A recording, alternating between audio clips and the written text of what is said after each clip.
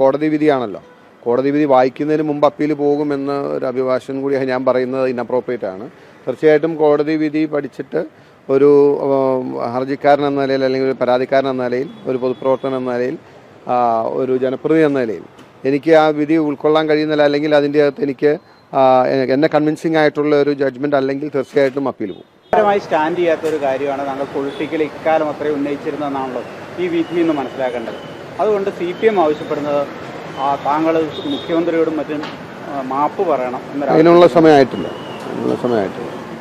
അല്ല, ഞാൻ പറഞ്ഞ എൻ്റെ കയ്യിലുള്ള തെളിവുകൾ, അല്ലെങ്കിൽ ഞാൻ സമർപ്പിച്ചിട്ടുള്ള തെളിവുകൾ അക്കോർഡിംഗ് ടു മീ, എന്നെ സംബന്ധിച്ച് that is more than sufficient four A preliminary investigation എന്നുള്ളതാണ് എൻ്റെ വ്യൂ.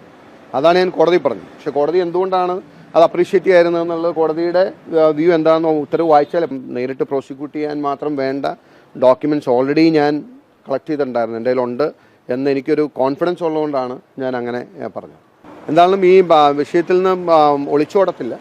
കാരണം ഞാനിത് പൊതുജനങ്ങൾക്ക് മുമ്പിൽ വച്ചൊരു വിഷയമാണ്. ഞാൻ എൻ്റെ കയ്യിലുള്ള തെളിവുകൾ അവരുടെ പക്ഷം വെച്ചതാണ്. ഇതുമായി ബന്ധപ്പെട്ട് നമ്മൾ ദീർഘകാലം പൊതുസമൂഹം ചർച്ച ചെയ്തതാണ്. മാസപ്പടി വിഷയത്തിൽ നിന്നും ഒളിച്ചോടില്ല. I will be there. I will fight till the last.